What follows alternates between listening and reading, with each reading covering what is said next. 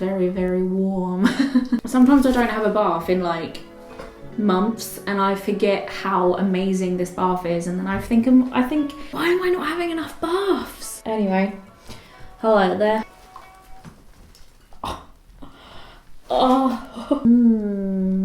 This is the closest I think you'll ever get to having a hot tub in your house, but not a hot tub. Like, if anyone wants to sign up to come join me in here and chill and drink, accepting applications today.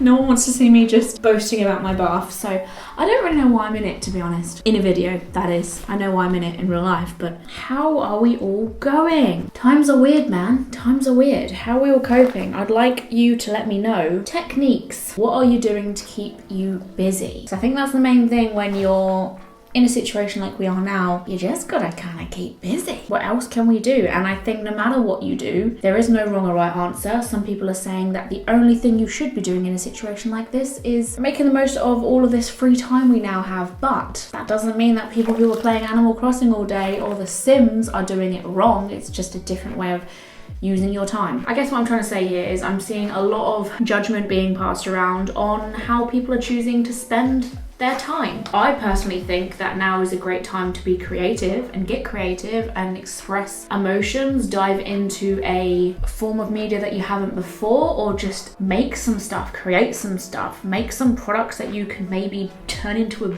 business by the time this is all over. But at the same time, like during a world crisis, like are you going to be creative? Well, that's a whole question in itself, really. Creativity isn't really something that you can pick and choose when it arrives, and that's something that I've always struggled with as someone who works in a job where you have to be creative every day, and sometimes you just don't feel like it. Sometimes the creativeness isn't flowing and the ideas aren't coming and you're not in the mood to be creative. And not only do I have to be in the mood to be creative, I have to also be in the mood to sit in front of hundreds of people and talk and be entertaining and just be like relentless. Like even if people aren't enjoying what you're creating, you kind of just have to keep on bashing new stuff out and hope for the best. And it's interesting because I'm seeing more people see that side of social media now. They're kind of making more stuff online due to the lockdown. Like everybody's talking more online and trying things out like TikTok, and they're soon realizing people are already complaining about how damaging it is for them. Like how they wake up in the morning, go straight on social media and try and get these views and try and get this attention, try and find the new best idea and try and make something that's relatable and fun for everyone. And it's been like, 2 weeks? And everyone's like, this isn't healthy. Yeah, try doing that for 6 years. But at the same time, the best, and will probably be the best job I've ever had and will ever have for the rest of my life. But it comes with its like shitty bits, of course. So does every job. Even like if your job was to clean Russell Brand's feet, which in my mind would be a wonderful job. I don't really know what I'm saying at this point. I guess the main message that just flew to my head as I got into this bath was don't feel bad for whatever you decide to do during this madness that is quarantining and a lockdown. You can wake up in the morning and FaceTime your partner for 12 hours and then go to sleep. If that's what you want to do, that's what you want to do. You can wake up in the morning and try on loads of clothes and then take them off again and then go to bed. If that's what you want to do, that's what you want to do. You can write some poetry and never show it to a single person. If that's what you want to do, that's what you want to do. Sure, you can learn a skill or learn a language, which loads of people are doing, but also that isn't necessary. Like, don't come out of lockdown and expect all your friends and your uncles and your nans to do the same thing. If they just want to chill and sit in the garden and live their best life drinking cocktails, they can do that. I won't lie, like when the lockdown was first announced, like I was nervous before the lockdown was announced, but when the lockdown was officially announced by our Prime Minister, I cried. First I was like, well, this was predictable, like I knew I could see it coming from miles, but when it actually happened, I was like, okay, yep, expected this. And then I went into this very room here, sat on the toilet, that very toilet there, and I thought about the situation, thought about how far away I am from family, thought about the fact that I decided to move away from my family at a time where there was possibly going to be a massive world crisis that wasn't going to end, which is what I felt at the time. The language the media was using was like, if we make it through this, if there is a light at the end of the tunnel, language that was just so toxic. And it was really worrying me about people with anxiety and people who have depression, because people in those categories think like that anyway, and to hear the rest of the world talking like that was very triggering, because that's what keeps those kinds of people going. Like language that goes against there being no end and no way out is the exact thing that keeps people with bad mental health going. When I'm in a panic, what the frick? Like when I'm in a panic about something, I rationalize it by going to people who don't think the way I do and can make me more grounded about the situation. But when I tried doing that, everybody was scared. No one knew what to expect. Everyone was saying things like, well, this is something that we haven't seen before, so we don't know how it's going to go down. And I was just there in a sinking, spiraling pit. Like, oh my God, we are all actually doomed. That thing I thought was going to happen since I was 6 years old, it's happening. Hence why I made the video of how to stop yourself from feeling anxious during a global pandemic, because I just felt there was probably so many other people who felt that same way too. I mean, at first I couldn't see the end of it, but like, as much as I like to live by always questioning the things that science can't explain, sometimes it's very beneficial. Well, a lot of the time, not sometimes, a lot of the time it is, particularly during a time like this, very beneficial to actually look at the things which can prove themselves to you, because it helps ground me again and doesn't let me get so blown away with all of the stuff that we don't know. The mathematicians and what they predict and how they predict this is going to go down, and like the actual fact of the matter and the actual, you know, evidence behind what is likely to happen, rather than people theorizing. And can I shave my legs in front of you, or is that weird? I'm feeling better, as you can probably tell. I'm sat in a bar filming a video, so I'm feeling a lot better. But the reason why I'm feeling better is because I feel like there's more of a sense of control at the moment. So the fact that we're kind of being contained is making me feel control again, and that's making, I'm shaving my legs on video. What the hell am I doing? As horrible as it was to see people taking this so seriously, I also wanted them to take it seriously, because I felt like they weren't going to listen otherwise. Everyone's talking about, what are you going to do when we come out of quarantine? I'm going to go kiss everyone and snuggle my nan. And as nice as that will be, guys, just because we're out of lockdown, it's not because the virus has disappeared. We're out of lockdown because people aren't coping in lockdown. We'll be out of lockdown because we need to go back to work, even though there is a virus, and we will eventually, but like that doesn't mean the virus is just... I want to talk about some fun stuff, or just some stuff that you guys might want to hear. Cheers. Jesus Christ, do I want to smash glass in the bath? No, I don't. It has been very interesting, however, seeing people struggling so much with the concept of not having distractions anymore. I didn't realise how many people were distracted by their lifestyles, that they kind of forgot how to be like in touch with themselves, because they were distracted by their job, by their boss, by their relationships, by their hobbies, and like all this external stuff that kind of happens in their day-to-day lives, that they kind of forget what would happen if they were to face themselves all day, every day for like weeks, which obviously is happening now. But as somebody who is an introvert, I would say that, because I'm used to being on my own and I do like my own company, but it's been interesting seeing people learning how to cope with their own company. I find my own company a lot more easier to deal with than other people's, whereas other people rely on the company of others to distract themselves from themselves. And I think the weirdest one for me has been relationships. I've seen a lot of people struggling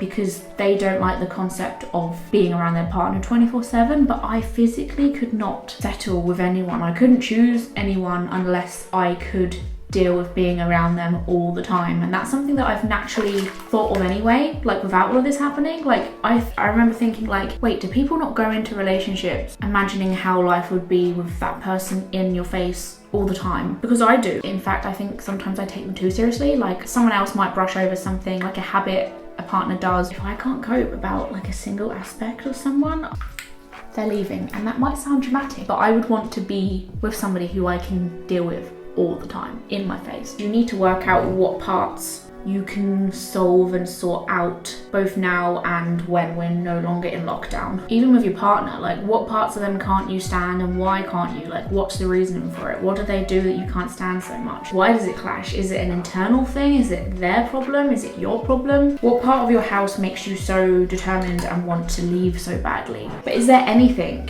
that you can do to improve your home life? Is there anything you can do to improve your financial life so you can improve your home life? Or who is it you would rather be situated with? Who would you rather live with? Is there a way you can possibly make that happen? Maybe being at home makes something else more hard to ignore, such as the alcohol in your house or the food in your house. Yeah. You want anything? No thanks. You want to top up?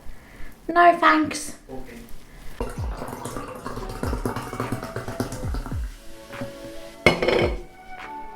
Now that rant is over with, which wasn't planned, by the way. I literally came in the bath to talk about things that people actually wanted to hear. I just kind of went off with the things that probably no one wanted to know, but was bugging me. I asked on my Instagram story what it was people wanted to suggest topic-wise. For me, this boils down to really being in touch with what you feel most connected to style-wise, and looking at like other people's Instagrams and looking at other people's styles and just things on the internet or magazines or TV that makes you feel like they look wicked.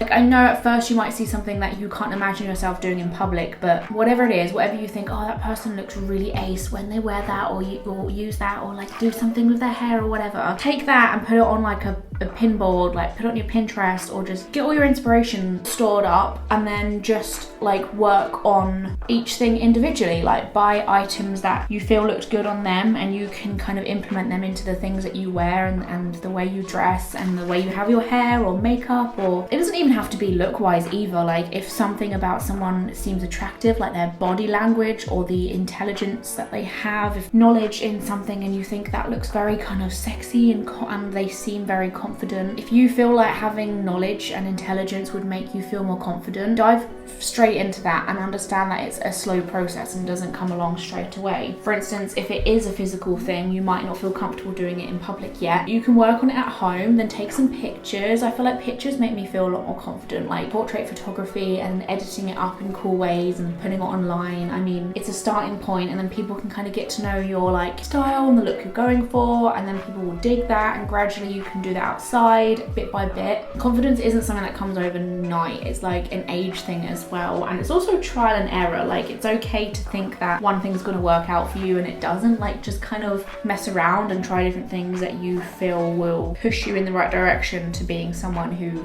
is confident. And also a lot of it is to do with fake it till you make it. I've always believed in that, but I keep myself very protective. I have like a hard outer shell, and on the inside I am very sensitive and I have a lot of feelings which I don't make obvious at first when people know me. Like I hide a lot of things. Like when I'm just talking to someone or doing something, like I have such a big filter and a lot of walls, and I respect people who don't have filters all the time because I just think it's such a cool trait. But I have this like block, like I can't just let emotions come out easily. I kind of like feel them, know they're there, and then kind of like analyze the room and think, are these emotions safe to come out? And then I filter them through. Where was I going with that? I can't remember.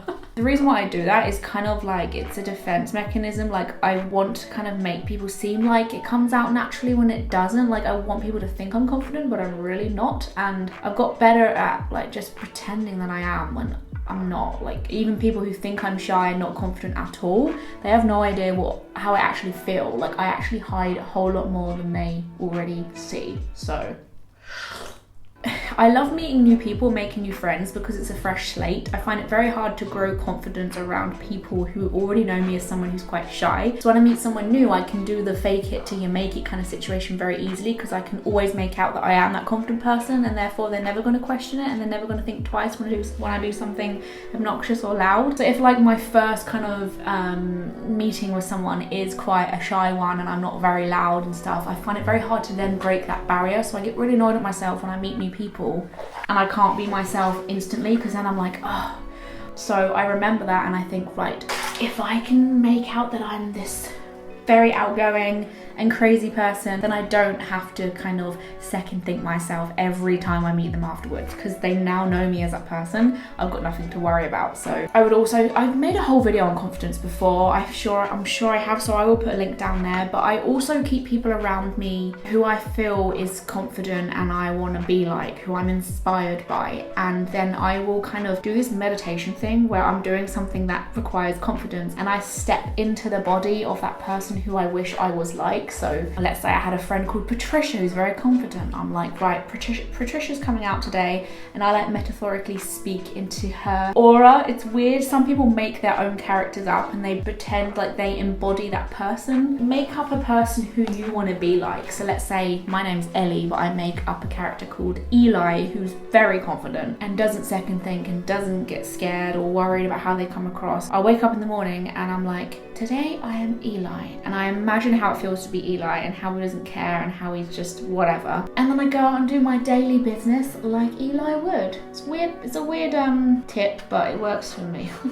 Constantly try new stuff together. Go and do new things that you both haven't done together or even individually. I also think a really odd thing that's worked for me, which is such a little thing and it doesn't require basically any work, but doing things that mean you will kind of achieve something together at the end. So taking up classes is a really good thing for this, or even like completing a video game together or completing a puzzle together. That sounds weird, but I've noticed anything that involves like tasks together and like working together and like this sense of achievement with each other, there's a weird spark you get from that, because you're learning new things about how you can work with this person, and you bond over kind of the intimacy behind something so small, such as like doing a puzzle or like learning a language together. That can be quite romantic and can like ignite some sparks and stuff, or like helping each other, like even if you're not studying and the other person is, implementing fun ways that you guys can study together and help the other person learn, whether that's like reading for them in bed, like reading out a book that they're learning, or questioning them, like quizzing them on certain things. And it sounds silly, but I think there's a lot of like intimacy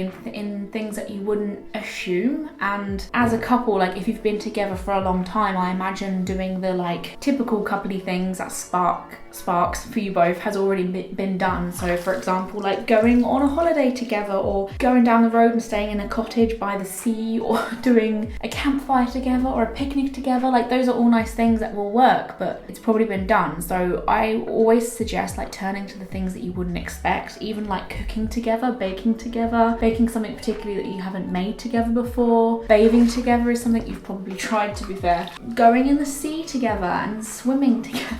I don't know. An idea that might be fun also is to go through, and you could do this right now, we're in quarantine, go through a bucket list of all the things that you both as individuals have wanted to do for a while, and you can help each other achieve those things. Sometimes they can be things you can do together, and it doesn't have to be big things. It could be like skinny dipping in the sea at night time and then going to do that together. Experiencing like new emotions with your other half, that I think is a lot more valuable than people make out. So if one of your bucket lists is that you want to combat a fear that you've always had, working on that together with someone can actually be quite like liberating feeling. So to experience that with another human, I think is really lovely. I don't know, those are just a few random things. I don't know if I'm talking any sense.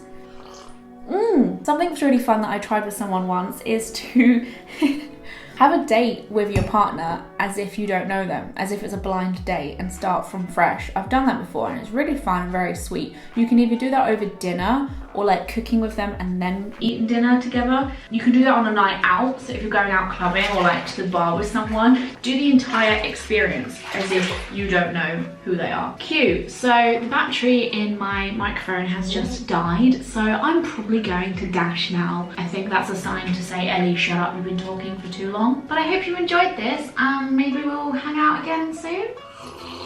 Thank you for coming. Thanks for whatever this was. I will see you on the flip side, whatever that means. Bye everyone.